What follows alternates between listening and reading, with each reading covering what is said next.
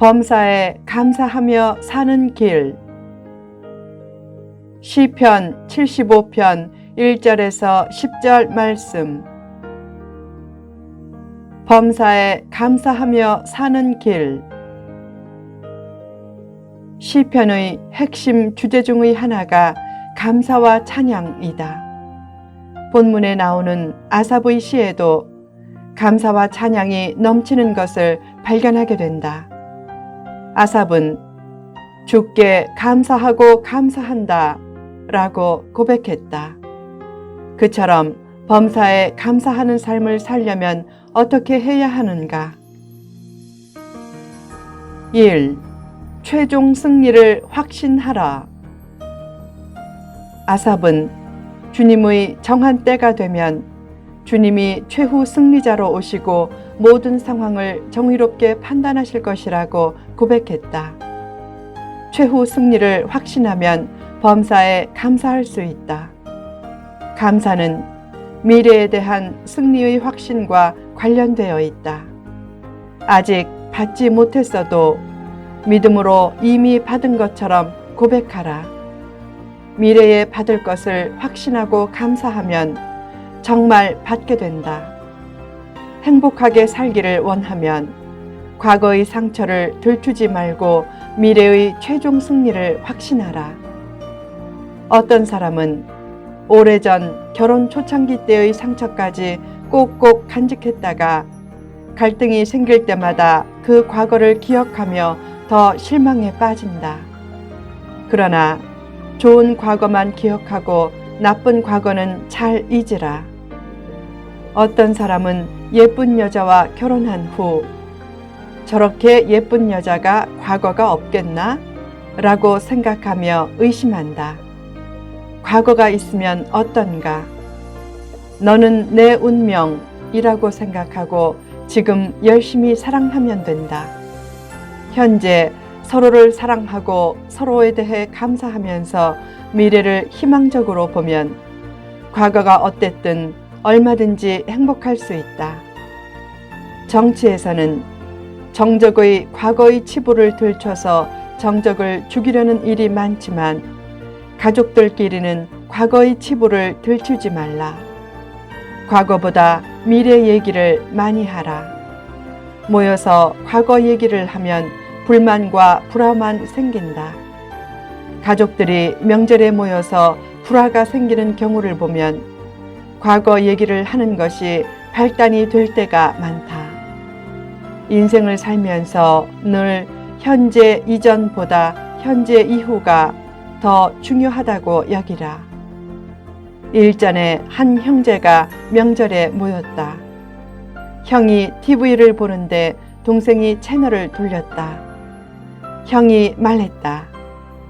내가 보는데 왜 그래? 동생이 퉁명스럽게 말했다. 볼 거 없잖아. 그러다가 과거 얘기가 나왔다. 형이 말했다. 저 자식은 옛날부터 항상 내 말을 안 들어. 동생도 지지 않고 응수했다. 그래, 옛날처럼 해봐. 그렇게 TV 채널 문제로 과거까지 들추고 싸우다가 형이 동생을 칼로 죽였다. 얼마나 안타깝고 불행한 일인가. 모이면 미래의 희망적인 얘기와 즐거운 얘기를 많이 하라. 자녀들이 부족해도 아이들이 잘 될 것을 믿고 말하면 정말 잘 된다.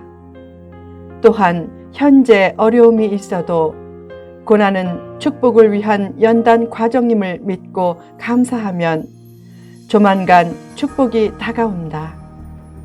같은 보석도 7번 연마하면 희미한 빛을 발하지만 70번 연마하면 찬란한 빛을 발한다.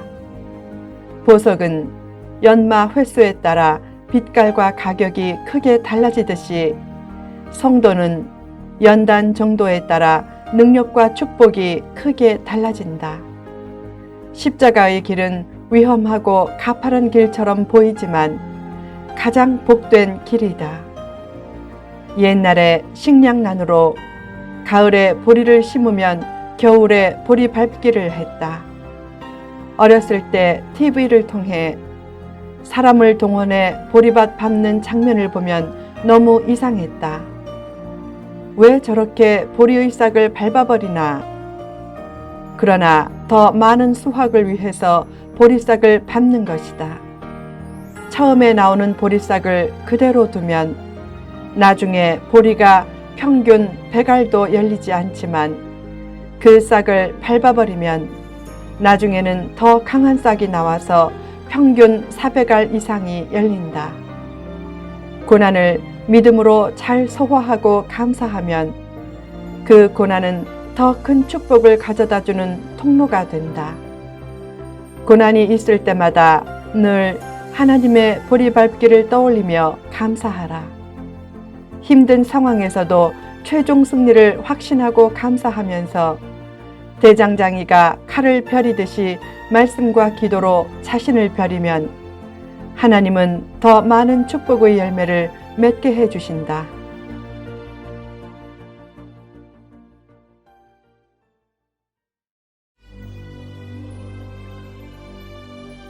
2. 겸손한 마음을 가지라. 마음이 높으면 감사도 없어지면서 결국 하나님이 낮추시지만 마음이 겸손하면 범사에 감사하면서 결국 하나님이 높여주신다. 받은 은혜를 오래 기억하는 심령이 되라. 부부도 서로 받은 것이 많다고 생각해야 한다. 부모와 자녀도 서로 받은 것이 많다고 생각하고 교회 생활을 할 때도 서로 받은 것이 많다고 생각하라. 서로 준 것이 많다고 생각하면 서로에 대해 수시로 실망하게 되지만 서로 받은 것이 많다고 생각하면 서로에 대해 쉽게 실망하지 않는다. 가장 중요한 것은 하나님의 은혜를 잊지 않는 것이다. 아무리 불행한 처지에 있어도 자기 죄와 허물에 비해서는 작은 불행이다. 더 나아가 불행 중에도 하나님의 훨씬 큰 은혜가 숨겨져 있다고 여기라.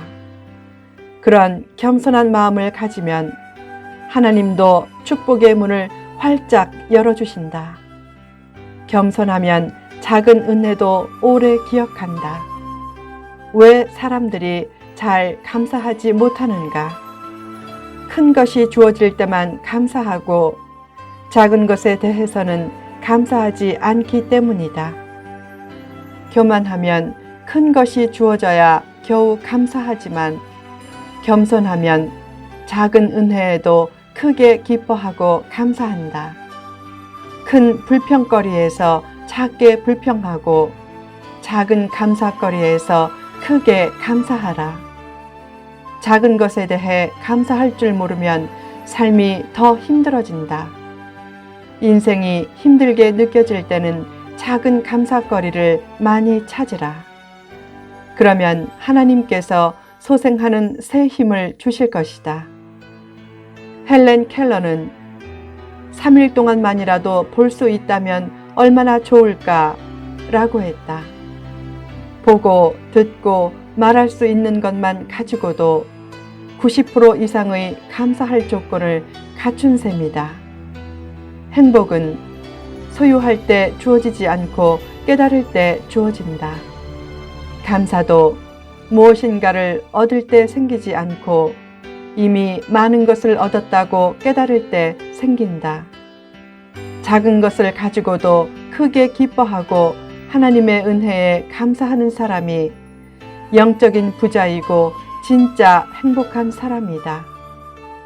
감사의 눈을 키우고 작은 은혜에 감사하는 훈련을 하라. 진짜 가난한 사람은 물질이 적은 사람이 아니라 감사가 적은 사람이다.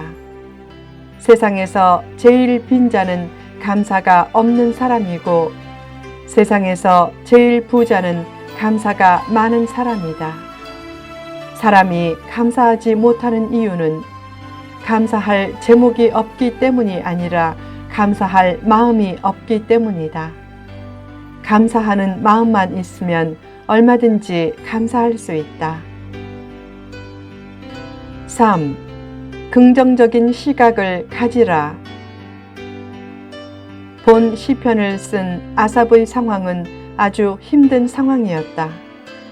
그 모든 고통과 부조리가 그의 기쁨과 찬양을 빼앗지 못했다. 아삽처럼 부정적인 상황을 긍정적으로 보는 시야를 가지고 자기 가족과 동역자를 멋지고 예쁘게 보라. 자녀는 부모를 누구보다 존중히 여기고 부모는 자녀를 누구보다 소중히 여기라. 자녀가 부족해 보여도 훌륭하게 될 줄 믿으면 하나님은 그 믿음대로 되게 하실 것이다. 부정적으로 보면 모든 것이 부정적으로 보인다. 그래서 똑똑한 사람은 잘난 체 하는 사람으로 보이고 얌전한 사람은 소극적인 사람으로 보이고 활력 있는 사람은 까부는 사람으로 보이고 잘 웃는 사람은 실없는 사람으로 보인다. 자신이 그렇게 부정적으로 본다고 그가 나빠지는 것이 아니다. 오히려 그렇게 보는 자기 영혼이 나빠진다. 반대로 사람을 긍정적으로 보면 감사가 나오고 자기 영혼도 소생하는 힘을 얻게 된다. 범사에 감사하는 삶을 살겠다고 새롭게 굳게 다짐해보라. 범사에 감사하려면 작은 일상적인 은혜에도 감사하라. 범사에 감사할 때 하나님이 그 감사의 제물을 받으시고 축복의 문을 활짝 열어주실 것이다. 하나님 감사합니다 란 말은 행복한 삶을 위한 최대의 암구호다.